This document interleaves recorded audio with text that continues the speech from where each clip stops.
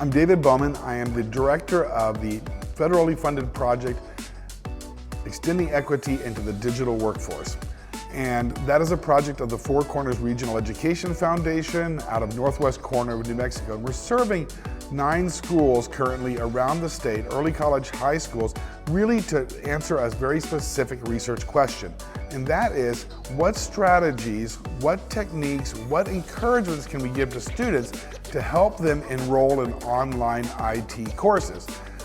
One of the things that we've realized over the last couple of years is that people are having a very hard time answering an important question, which is, why in the world would I take an online IT course? I think we all recognize that IT is in every single career field, but what does it actually look like? What are the jobs? What are the skill sets? And then to turn that into, what courses should I take to prepare for it?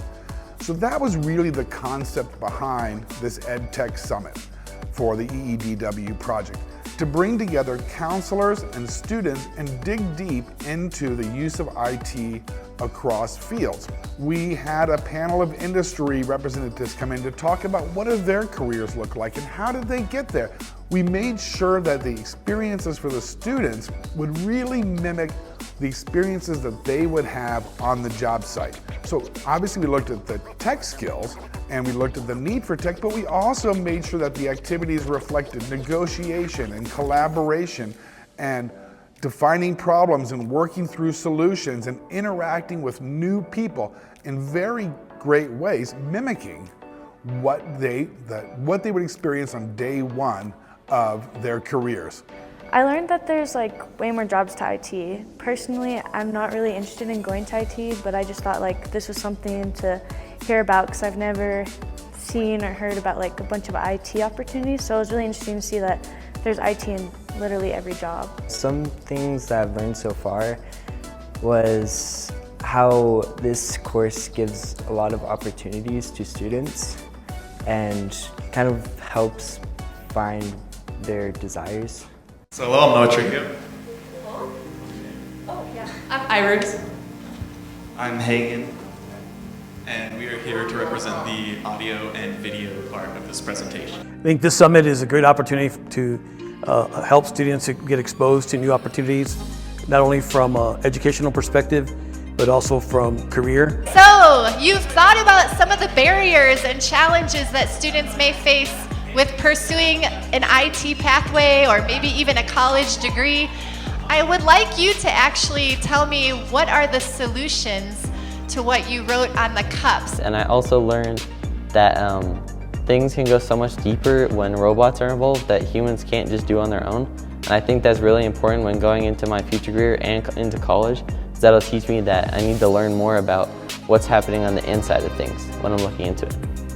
A detective in the Albuquerque Police Department's child exploitation detail. Technology is the bad guy's using it. He is using it. He's out there every day using this stuff, and if we're going to catch him, we're going to use it. Does every police car have a sophisticated computer in it? Yes, it does. Well, not mine, not detective cars, but every other kind of car, yes, they do. And are they just stocked full of every kind of internet access and mapping capabilities, and tracing capabilities, and communicating with service providers, meaning T-Mobile, AT&T, Verizon, and everything else, where they're bouncing waves off satellite towers so we can track people and find out where they can triangulate all over the country? Yes, yes. So we need what kind of people? We need technology. This world has changed.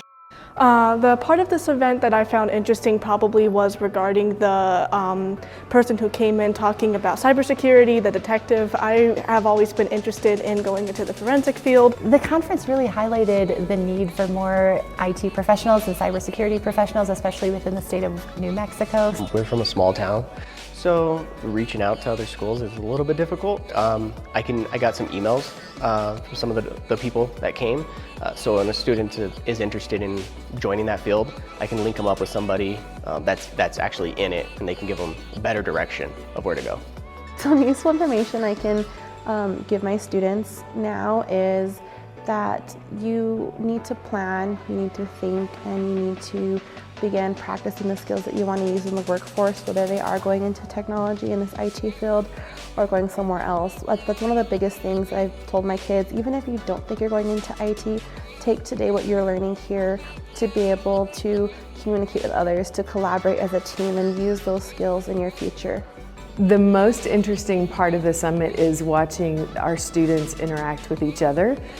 For the very first time meeting, we've had some really good discussion starters, and students are getting to explore ideas about IT. It's been fantastic. Julianne here is going to go over the presentation, and at the same time, Gabriel and Gio, they're going to go over how to actually build the bots. And then what we'll do is we'll do a little demonstration, and then we'll have each team come by and pick a robot up, and then we'll get you guys to assemble it. One of the really neat pieces that we brought into this afternoon was the chance for students to build robots, build and program robots, which I have to admit was a lot of fun. Controlled chaos was kind of what it looked like. But we had students from one of our participating schools come and show us how to assemble robots, how to program the robots, and then let kids drive them around. On one hand, you think, well, that's just a lot of fun, right? But it's more important than just a lot of fun, because we're talking about students that are not in IT fields, and this is new for them.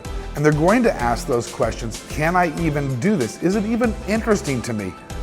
But by having this experience, which is fun, it not only builds up some of the tech skills, but more importantly, builds up their belief in themselves that this is something that they can do successfully.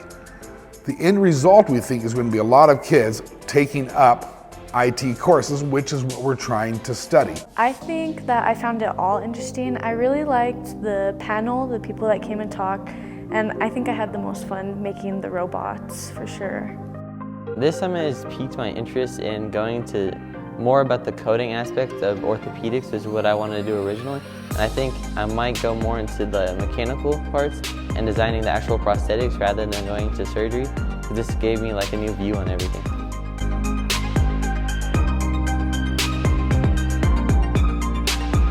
So thinking about this summit in terms of the purpose of the project, we had 9 schools here. We had a little north of 70 students participating. Frankly, it's great for the kids who are here, but it's only about 70 across all of the students that are involved in this project statewide. But we know that there's going to be a secondary effect. We know that these experiences today are going to be interesting and encouraging to the students that came, but eventually they go back to their schools.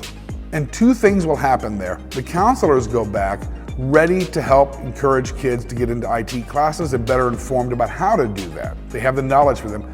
And the students are going to go back and they're going to share that with their peers as well. Hey, I did this fun thing, I can do it, let's do it together.